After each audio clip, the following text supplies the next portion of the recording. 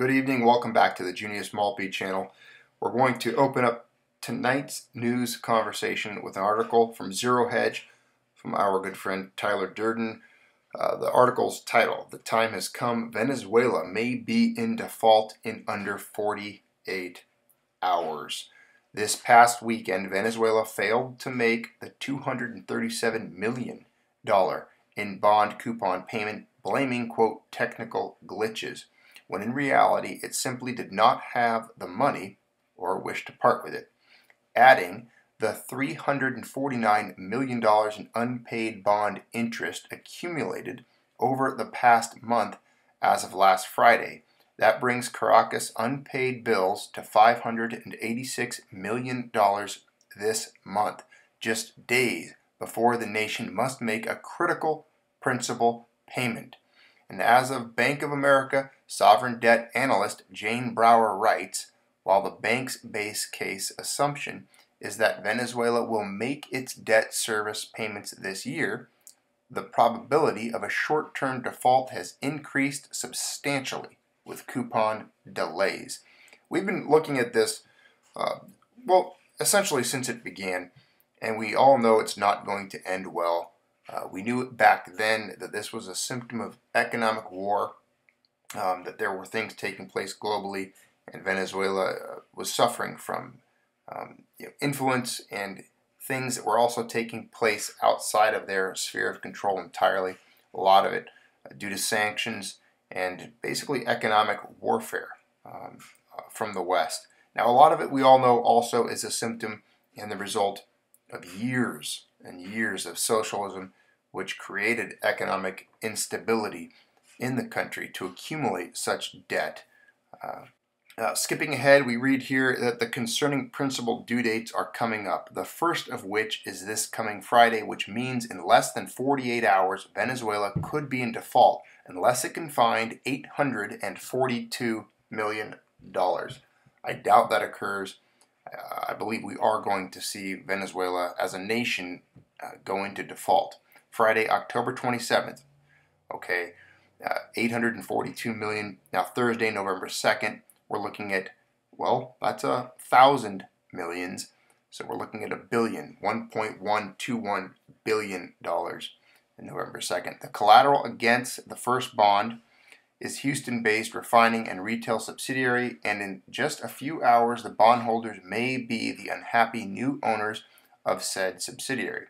Quote, "This weekend, there's either going to be a lot of bondholders and traders drinking champagne, or there's going to be a lot of stressed fund managers," said Russ Dallin, managing partner at Caracas Capital Markets.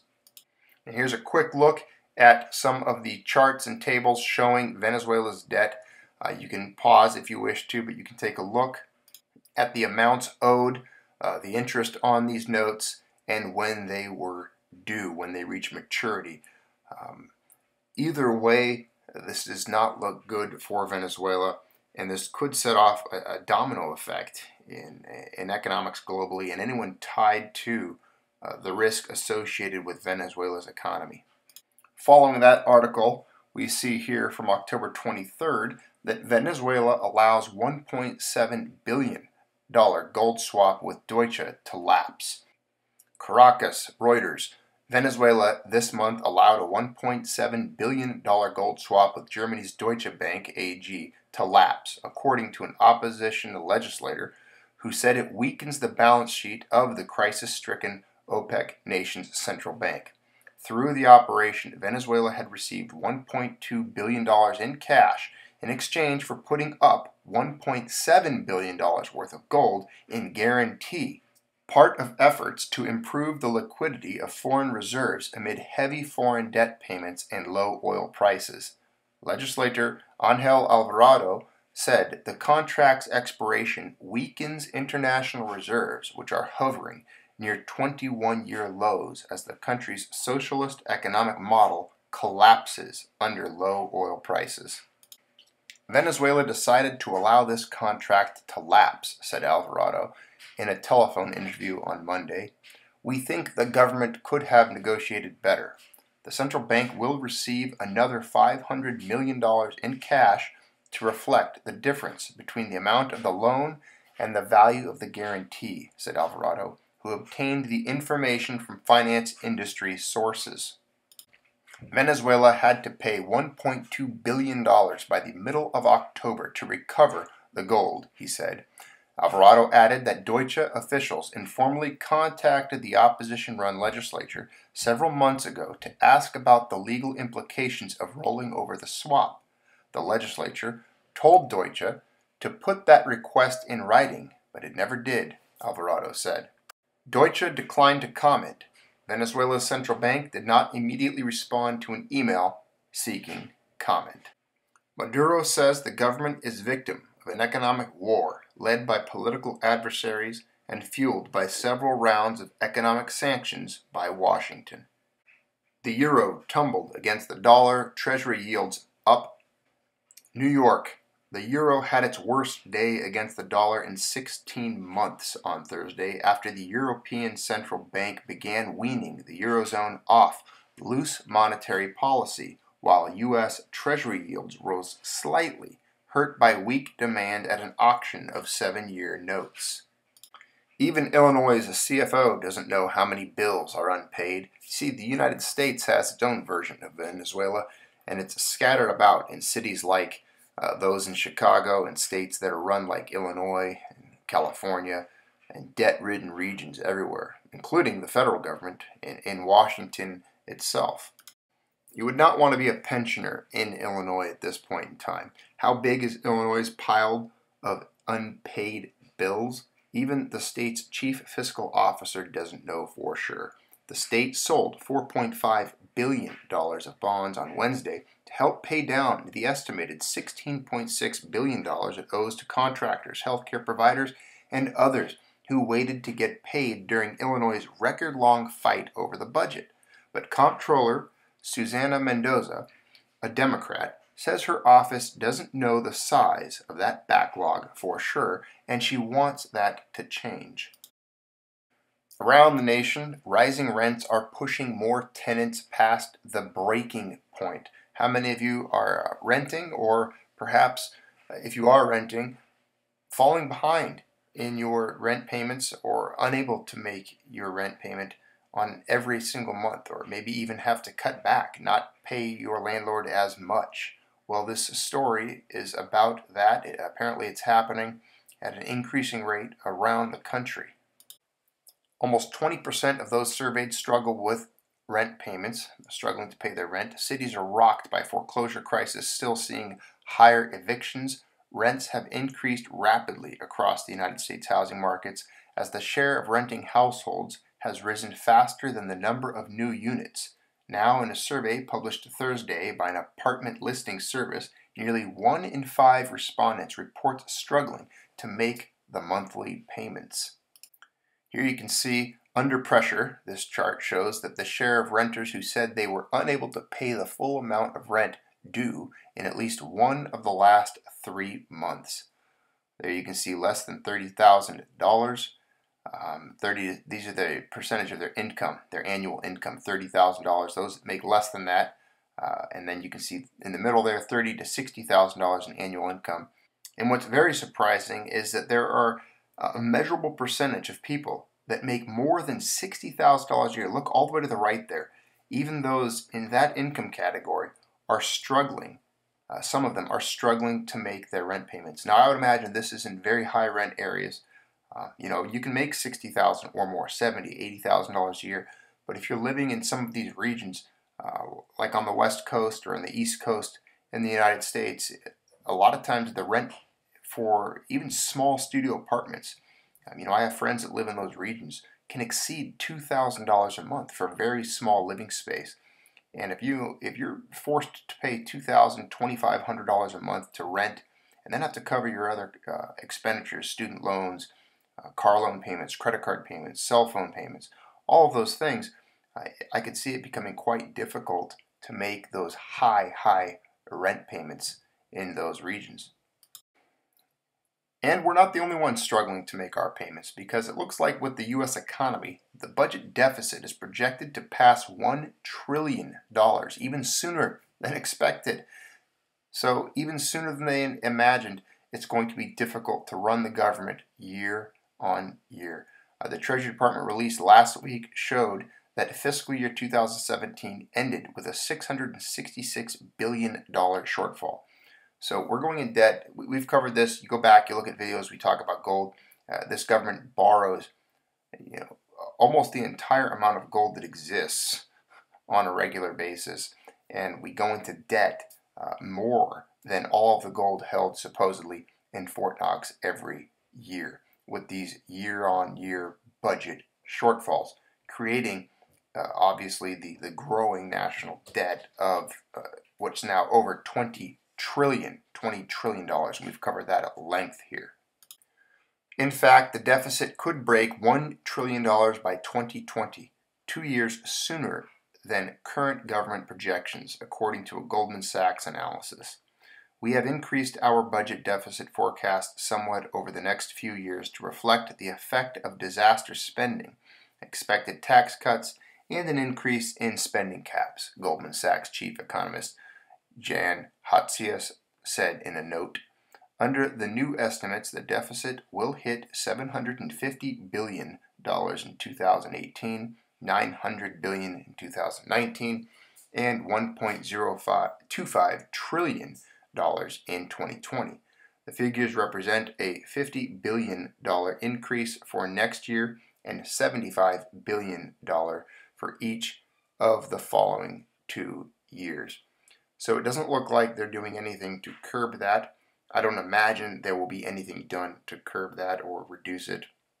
As we've all come to expect and accept, mathematically it's going to be impossible to address the growing rate at which the United States debt grows and the interest to service such a debt. Now I could sit here and pull up article after article that's coming out in other sites discussing how smart money will soon be buying gold out of a combination of greed and fear. I can encourage you guys to put some money into precious metals if you haven't done so already. But if you're on this channel, you already know that. You already purchased precious metals most likely. And if you're a newcomer, you've just recently come to this channel here and joined in on the discussions, I would encourage you to go back, watch some of the archives, look at some of the playlists, and explore those on justification, reasoning, and ideas on why purchasing metals is a good idea. It's always difficult to, I guess, take the psychological position to purchase metals in times such as right now. Every day you turn on the news and you're hearing about the Dow and the NASDAQ and the S&P and the stock market just on fire, doing so well, breaking records, hand over fist. People are making money hand over fist. And it's blowing up. And then you look at the cryptocurrency markets, how they're blowing up. And those people making a lot of wealth there and growing their wealth there as well.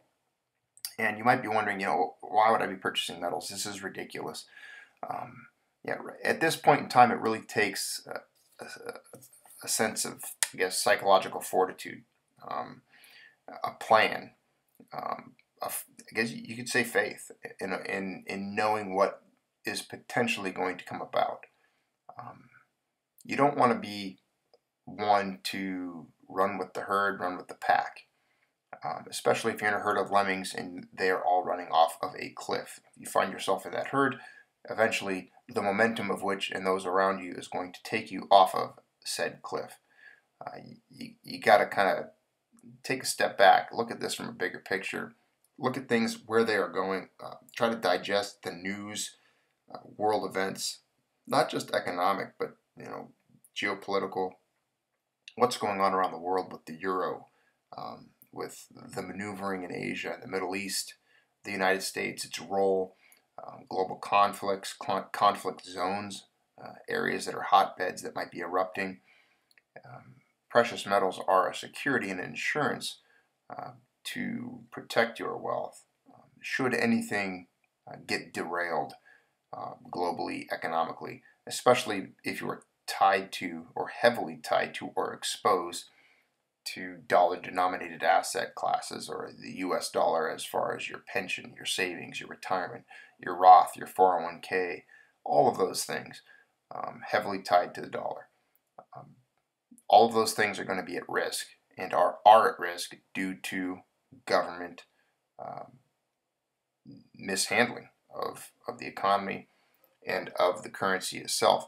I mean, you're seeing what's happening in Venezuela. That's kind of why we opened this video up with that, because no nation is immune to the rules of economics and what can take place. And as we see America moving more and more to the left, I know at this point in time it might seem like there's a pause in that pendulum shift, in that swing.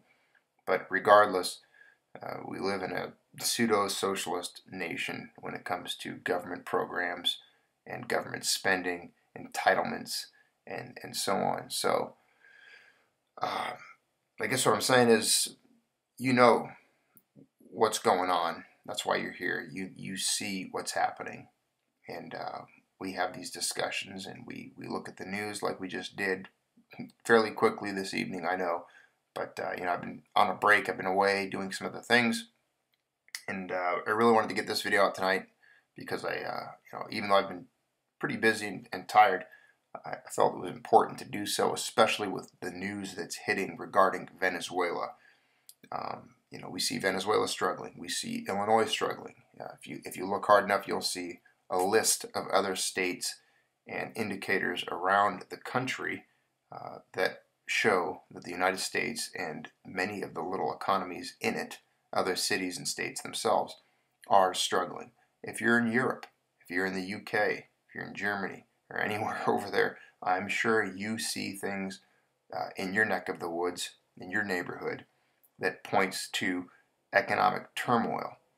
And so I'd encourage you to continue doing what you're doing. Keep on stacking on and being strong in your purchase of precious metals and remaining debt-free and paying attention to what's going on around you. Nothing has really changed. It looks like we're in a paused moment, perhaps, and you know, the markets are doing great for people. It's times like this when you have to pay, I believe, extra attention, because if you all remember back in 2007, which I remember clearly, when the markets were breaking records. I remember when the Dow hit its all-time high. Well, when there is an all-time high and records are broken, typically you've reached a pinnacle. And once you're on a pinnacle and a peak, the only place to go is downward. And at some point, the bailout bubble, this ever-expanding bubble that we are in, that exists due to multiple quantitative easing situations and increasing government debt and just easy credit, free money. Ultimately, it's going to implode or collapse on itself. And it's going to be most likely similar to a supernova. You know, it's a big star that's going to blow up, collapse on itself, form a black hole, and that black hole will suck up a lot of wealth. Probably one of the largest evaporations of wealth the world's ever seen. Definitely the largest evaporation of wealth we will see in our lifetimes. And part of that could be other asset vehicles that are applauded right now that people think are a sure thing and a really good place to go. Now, I don't know where cryptocurrencies are going to fall into that. I don't know how they're going to be affected, because this next economic crisis that we will go into will probably be the first one that cryptos have an opportunity themselves to experience. And we will have to see how they perform in such an economic environment. There wasn't a whole lot of people pouring into cryptos back in 07, 08. Wasn't as much wealth tied up in them. So it'll be interesting to see how they fare with the implosion that could occur. I'm interested. I'm curious to see what happens. I will definitely be paying attention to that. So thanks for participating, being part of the Junius Maltby channel. Glad we got this video out. Glad that you guys can join the discussion. Hope you're all doing well, and I hope to converse with all of you down in the comments and see you guys on here shortly in the near future as I return to perusing the news and putting out some more content for all of you out there on the Junius Maltby channel. All right, thanks for viewing. Take care.